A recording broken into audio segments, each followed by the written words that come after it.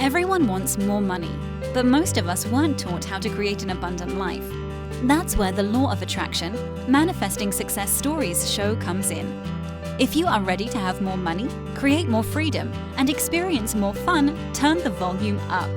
It's time to learn how to create the prosperity and life you have been dreaming of. Here's your host, Cassie Parks. Hello and welcome to this episode. I am your host, Cassie Parks, and I am back with Vicki Pace. Hi, thank you for having me. Hi, I'm super excited for today. Me too. Yeah, so tell us, how has your future self been showing up? Present and, I thought of another one earlier. Certainly present and happy and excited and worthy.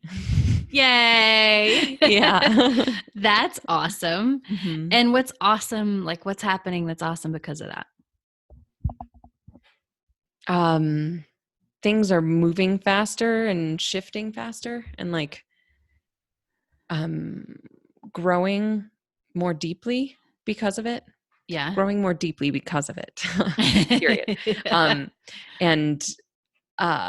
It's I just feel like things are moving fast and furious right now, and it's uncomfortable for sure, but it's fun. Fun isn't the right word. It's moving and it's uncomfortable, but I'm excited for the outcome. Yay. Yeah. That's awesome. Mm-hmm. Yeah, you have a lot. So if you didn't, just in case you missed the last interview, like Vicki is directing The Little Mermaid with kids, which is awesome, right? Yeah. Gosh, Yeah. I'm so excited for them. We're almost done with it and it just flew right by. We open in like 3 weeks. I'm so excited. Yay. Yeah, something like that. Oh, that's amazing. What do you think the biggest way that your future self, like, have you called on her during this? Is it just a process of stepping in? Like, what's the biggest sort of growth or thing that's come out of being a director and stepping into that? My confidence, let me start again. I call on my future self for confidence and ease. Yeah. Certainly when I'm in the room, but like working with the kids, but also with the emails that happen, and there's parents, and there's like a lot of moving things. There's like the costumer, the choreographer, the music guy, like there's so many different moving pieces with this. And I'm kind of the point person for a lot of it. Mm-hmm. And it's been really great to have this access to my future self with all these emails coming in and knowing they all get taken care of, because they all do. And I don't think there's ever been more than like 3 seconds of overwhelm with any time with anything happening. It's always been a moment of it, and then, oh no, it's going to work out. It'll be fine. And it just sort of flips into that space every time. And that goes for just the blocking itself, like figuring out the show itself. It's Little Mermaid, and there's a lot more technical elements to it than I think anybody would ever think of.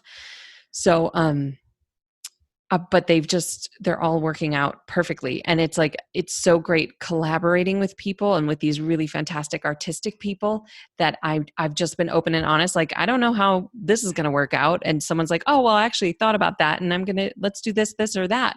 I'm like, oh, great. That's perfect. Done. And same with some scenes that have been like, I have no idea how that's going to work out. And I show up on the day or like the day before, and my choreographer's like, I accidentally just did it all. Is that okay? I was like, yeah, perfect. Yes. And yeah, I'd say I've been calling on my future self for the confidence and ease and sort of trusting that I'm going to do it and it's going to be great. Mm-hmm. And it'll be done in time, and I'll be prepared for it. That's and awesome. We're to a point now where I think I only need to teach like 3 more scenes, and that's it. That's awesome. Yeah. And the rest of it's just going to be reviewing and cleaning, and they're doing so well. And they're all so, I mean, you'd be shocked to realize that some of these kids are like 11 years old. They're so great. So, That's amazing. Yeah. I love it. And so you talked about like calling on your future self for the ease. And that's like, things are going like ahead of schedule, right? Because you had like a conflict that was coming up with a callback for your own, you know, you're Mhm. directing and then you're an actor. And so talk a little bit about how that worked itself out, or just. Well, there was just like weird communication things happening, and I didn't know what day this callback was happening, but I knew it could be one of 2 days, and both days I had rehearsal with Mermaid. And I just kept pushing it off in the good way, in that like it never really felt right to try to come up with a solution. So I just kept setting it aside until it felt right. Until 2 days ago, this is Monday, so on Saturday morning, that's a big day for me. I have Mermaid rehearsal in the morning, then I have 2 performances of the show I'm in. So I just was like, I don't know. There was things going on, and I showed up at rehearsal a little early with my stage manager, and I just was like, I just need to ask you, can I just not come to rehearsal on Tuesday, because I need to do this callback, because it essentially determines 4 months of work for me, and I need to know and be there for it all. But before I even finished any of that, she interrupted me and said, "Oh, totally, we can absolutely get that done," which was such a relief. And I don't know if it was that or what, but I just was like, I can get so much taught today. We're going to be fine. And she was like, I think you're right. And sure enough, we just utilized the people we had really well and very smartly. And I got so much of Act 2 done and taught that I'll finish Act 2 today. And then the day I'm not there on Tuesday, they'll just review without me, and that's going to be perfect. So it worked out. Like, it could not have worked out better. That's amazing. And that's a big shift, even I would say, from like 6 months ago, right? Where it's like 2 conflicting things, and there's a callback, but I have to do this, and how do I ask, and how do I do all these things, right? Right. Yeah. I definitely would have come to you and been like, how do I do this? And when do I ask? But I trusted that I knew the process, and I trusted the process too. Yeah. That I knew it would come up when it needed to come up, and that I was surrounded by people who supported and loved me and are totally, God, supportive is just not a strong enough word. They're just so great. That's all awesome. my people. Yeah.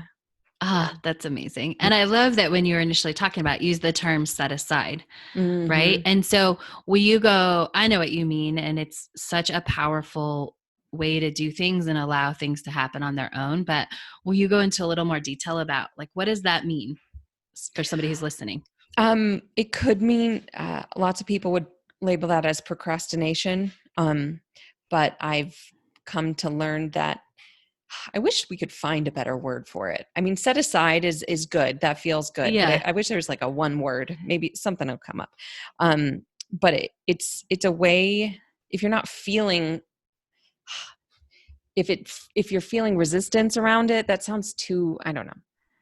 It sounds if you're too not, like you're, yeah. I need something more concrete than that. If you're not ready to do it, don't do it. And it'll get done in time. Mm-hmm. And if you get yourself a clear due date, then that always helps me. If I know, like, okay, tomorrow I only have from 10 a.m. till 11 a.m. to do anything. So that's the day it needs to get done. And so I don't think about it until that day, and it gets done. So for me, I think setting aside is a good way of putting it in my brain.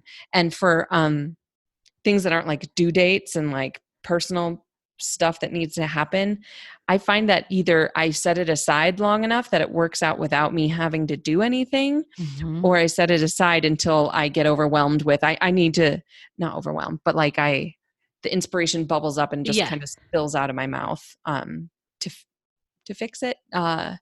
Like the right words to spill out of navigate it. Yeah, to navigate it. And the right words spill out and it gets fixed like that, just without percolating on it. Yes. By setting it aside and quote unquote procrastinating it, I feel like you set it on the back burner for it to be ready when you're ready. Mm-hmm. Yeah, absolutely. Yeah.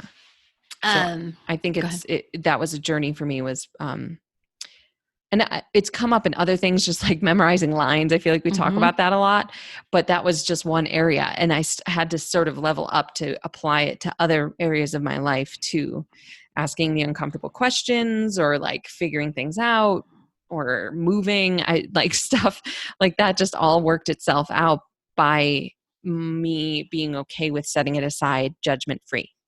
Yes, that's the key, right? Yeah. Judgment free, not calling it procrastination, Hmm. not thinking I should deal with this, not believing in this sort of whatever we pick up from wherever that's like, oh, if you don't do it, it's like not going to work out, or it's disrespectful to wait till this moment, or it's this, or it's that, right? Hmm.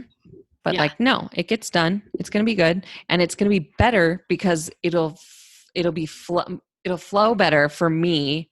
So it's going to be a better product, whatever it is, and it's going to be better for the world because it's a better product. Yeah.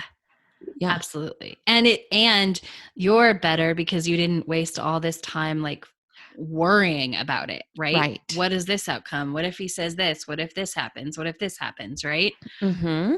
Yeah. Man, what do you do with all that extra time? Oh, I don't know. I just like live my best life. I mean, I think I've talked, I don't know if I've talked on an interview yet before, but I feel like I'm living part of my future life Yeah. by having these lovely afternoons to myself where I just sleep in. I have a wonderful, I almost said leisurely workout, but they're not leisurely, but it's like a lovely workout. And Yeah. I like my laundry's always done and dishes are always done. And I live in this beautiful condo and I get to work with kids and teach and direct and act and meet lots of fun new people when I'm acting, and I make lots of money. Um, yeah, it's all so great. Yeah. Oh, Mhm. lots of money. Yeah. Yes. We should talk a little bit about Yeah, I that. just was like, oh, that's Oh something we should yeah. talk about. Was like the last month and a half of me just practicing being in the world of I make more than enough. Yeah. Hmm. Which is awesome. So that's been a journey, right? Yeah. It's your original story was survival. Hmm. And so, started manifesting more money, which, and I will say, like, the survival story, it, like, you can manifest more money, like, that's step one, but then it's dealing with the story at a new level, right? And writing the new story different, right? Because you can still manifest a lot of money, but still have it play out and, like, I don't have enough. I still don't have enough, right? Because it's that story. Right. Yeah. Um, and that for me, the biggest aha was getting clear on what is happening with my money. And I thought I was, frankly. I remember you did an interview with Kate and it was something like you were like, Kate, come back to me with your monthly investments. And she couldn't figure them out or something. Yes. And I was like, oh, that's sad, puppy. I know mine, but sure enough, I didn't. I was such an a-hole. I did not. No. So like I did know, but once I broke down what was actually coming out, Yeah. it was different than what I had in mind. But Right. then the really big one was figuring out what is coming in every month, and Yes. not only every month, but the last like year or so. Mhm. I think you had me do 2018. Just look at what I money think so. actually came in. Yeah. Um, and it's funny, I've done my own taxes for a couple of years, but I still like I couldn't just pull up that number in my head. So Yeah. yeah, that was big for me. Yeah. Getting clear. Absolutely. And Hmm. getting clear, like, I love that you pointed out as a process, right? You're like, oh, yeah, took Kate a couple times. It takes most people a couple times, especially, I will say, for listeners, if your past money story is survival, because that's just one of the things is not knowing the numbers. It's one of the things that, like, helps our brain keep us in that story is like, if we never know, like, we can't fix it, right? Or we can't be okay. And Right. so it's just one of those side effects of that story. And so, yeah, like getting clear on the numbers and going back and being like, okay, no, this is this, or like, okay, is this really this, or this looks like something else, like, and getting that real clarity on the numbers. Yeah. And I'm like getting, I felt it happening this week. It happened a little. There's stuff happened. And I just was investing in stuff. Um, and it wasn't anything frivolous. I needed to feed myself. It just wasn't in the way I normally do. Yeah. So, but even though I wasn't entering them in my like budgeting app, I was collecting the receipts because I was like, I know this is a survival thing I'm doing right now, but I'm going to collect these receipts to fix it later, which I did, and I had this pile of receipts in my bag and was like, and that was another procrastinating thing. I pulled them out and I was like, oh, it's not happening. And I just put them away. I was like, it's going to happen. And I know that I'm going to enter them in and it's going to be like, I didn't spend as much as I thought. And sure enough, I entered like when I felt good, it was like during intermission of the show, I was sitting upstairs with my receipts on my phone, entered them, and it was not that bad. It was barely anything, honestly. And the way everything else worked out, I still was in budget with everything. And I had something else to say. Oh, and then, so backtracking, when you first had me get super clear on everything was when I looked and saw in concrete black and white numbers that I did actually make more than enough throughout 2018. And that wasn't like a difficult pill to swallow, but it was hard for me. It was a little difficult to wrap my brain around at first. Yeah. How come? Because I think that makes sense. I think it's because I'd lived in that unknowing survival world for 28 years at that point. Yeah. And just arbitrarily had put labels on my money things without actually having any concrete evidence of those things. Yeah. I was basing them off of instinctual survival feelings, that like fight or flight thing. So It was like the flight thing was happening and I just automatically used that to label what was happening instead of looking at the black and white concrete evidence and finding out what's really going on. Right. And there were even times when I was like, you were like, I know you think this is a problem and I know it's uncomfortable, but you need to get clear on what the numbers are so your brain can find the answer. Right. So, and even I think every time you had me do that, I would be like, nope, it's going to work out. I'm in the red. I'm going to be in the red. And I would calculate it and you'd be like, just do it and come back on the next call and then we'll talk about it. And I would hate you for it. And then I would do it and it'd be fine. And I'd be in the black and you'd be like, see, there's no problem here. We don't have anything to talk about. Well, we did have something to talk about at that point. Right. But yeah, it was a different thing to talk about. So Right. Yeah. Because that clarity is so powerful. And that's really where the story kind of starts to change, right? Because then we said, okay, like, what are we going to do about that? And one of the things was practicing, like, I make more to the net, and we have the truth to back it up, right? Yeah. Yeah. That's been really cool to have that truth. Yeah. You know? Yeah. And it's been cool to watch you do it, because I remember something happened and like you were short in something. And I actually, like, as a coach, I had this conversation with myself and I'm like, what I got to figure this out because we can't be in this space like anymore. Yeah. And it finally occurred to me, it was like, and we had worked through it. It was, you had to get to the place to even be able to look at the numbers where you could let go of sort of the, I don't know, it's not exactly judgment, but it had to not be the like catastrophe in your life that like something was short. Yeah. And there was like a time where it was, and this was a few months ago, and something was short and it was, but you were like, and I'm okay. And I was like, that's when it's going to I was like, this is the turning point, because like, it's no longer like the thing you can spin out about. Mm-hmm. And so it's going to change because you've gotten comfortable. It doesn't ruin your world. So it's almost not going to have that survival. Like, we have to undo some of the things and some of the patterns. Mm-hmm. But the main thing about like being spun out about it was over. Right. Yeah. And do you remember that? I don't remember what it was, but I do remember saying that to you. Like, I think it was like, I'm short on something, but it's going to be fine. Yeah. I remember saying that to you, but I don't remember what it was about. I don't remember either. I think it was just like something overlapped in the I don't know, a weekend or something like that. Right. Oh, I wonder if it was moving and like my last month's rent or something. I don't remember, but that's sort of happening now with, like, I have a new open space coming up in late winter, Yeah. and it was where, like, I'm growing through some things with that. But I told you on the call this morning, I was like, but money isn't part of it, so that's great. Yeah. Like money's not going to be the issue, right? Right. Yeah. Yeah. Because it works out. It works out. And Mhm. we now know like how much you need. And we're like even in the process of creating those buffers for those months, because you do have an income that fluctuates and shifts and changes, right? But we know Mhm. you have more than enough money. Yeah. And it's great practice for when I'm making millions and millions of dollars, because that's going to be the same thing. I'll make like tons of money for 3 months and then be off the rest of the year. Right. So, Absolutely. Yeah. mhm. Yeah. And I know there was some, we started, part of this was like, we also wanted you to have like extra money. Yeah. Yeah. What happened? Like, did that get more comfortable to have some extra, or to even think about having extra?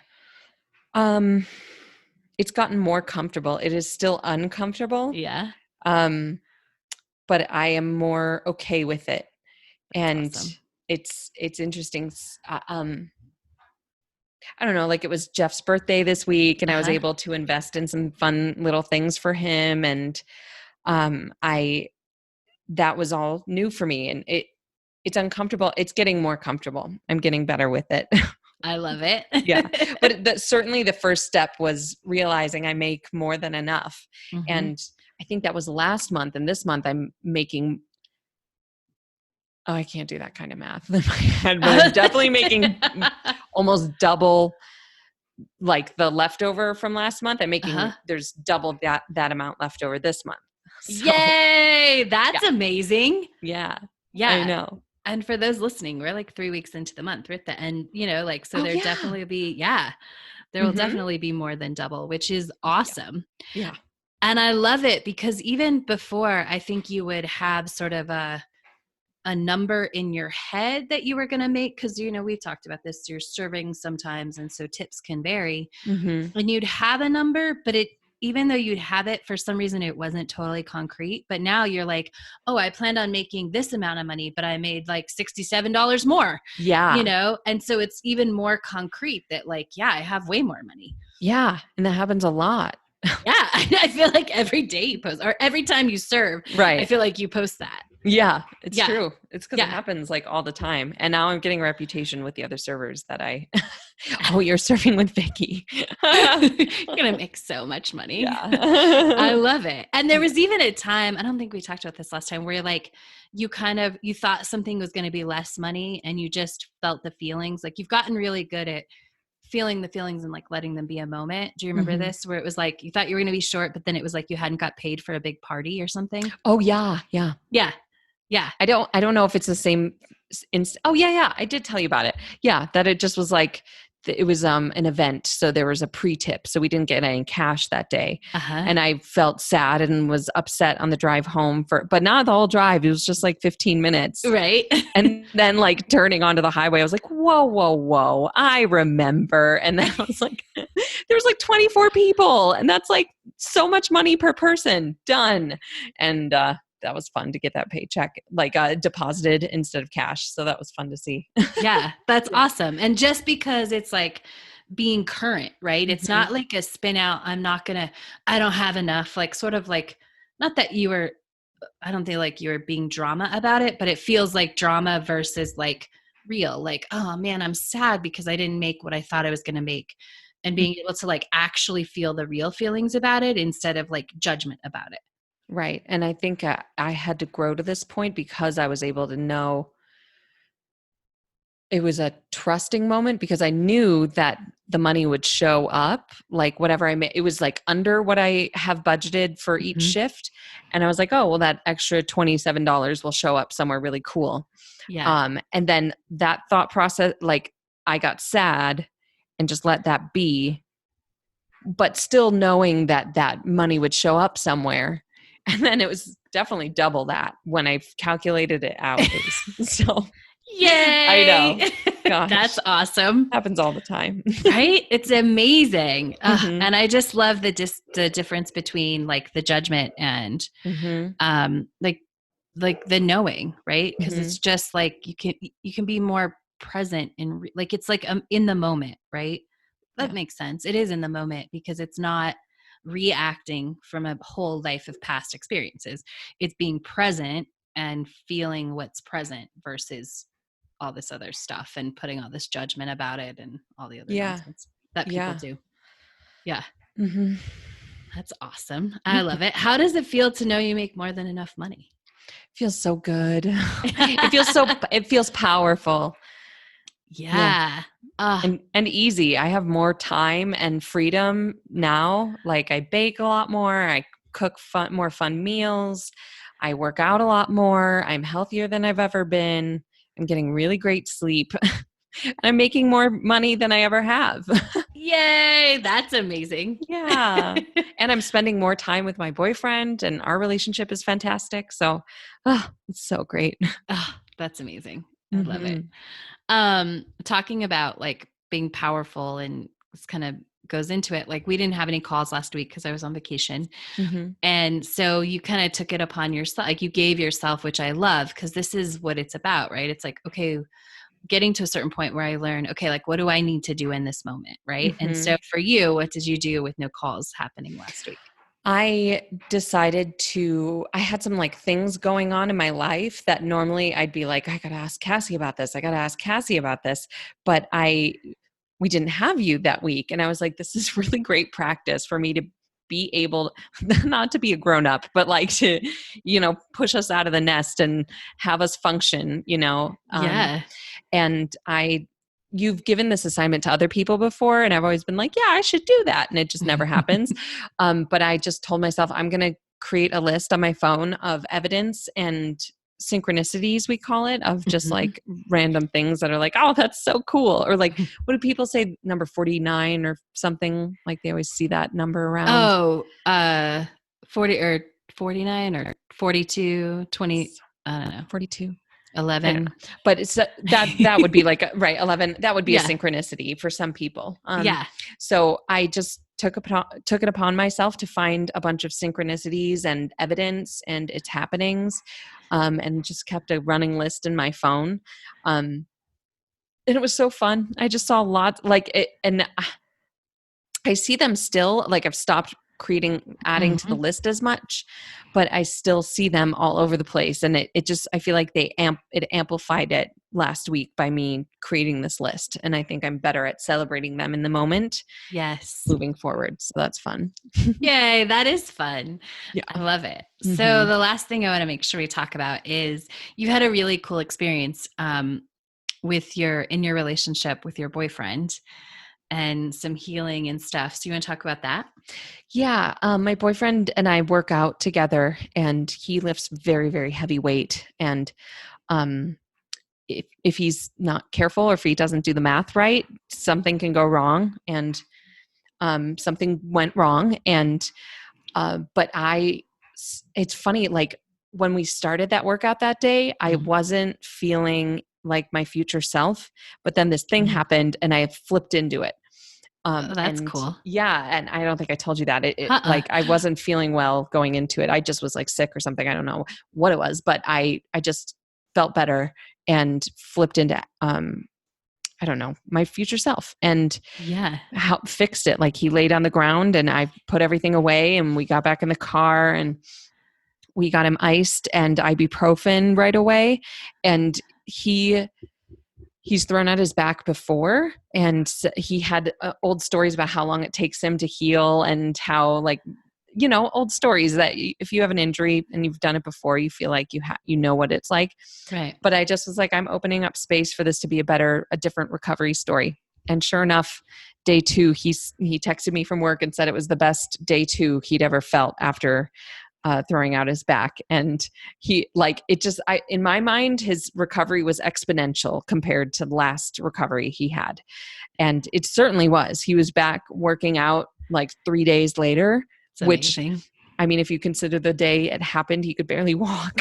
Yeah. And then for day like 4 or something, he's back to doing workouts with me.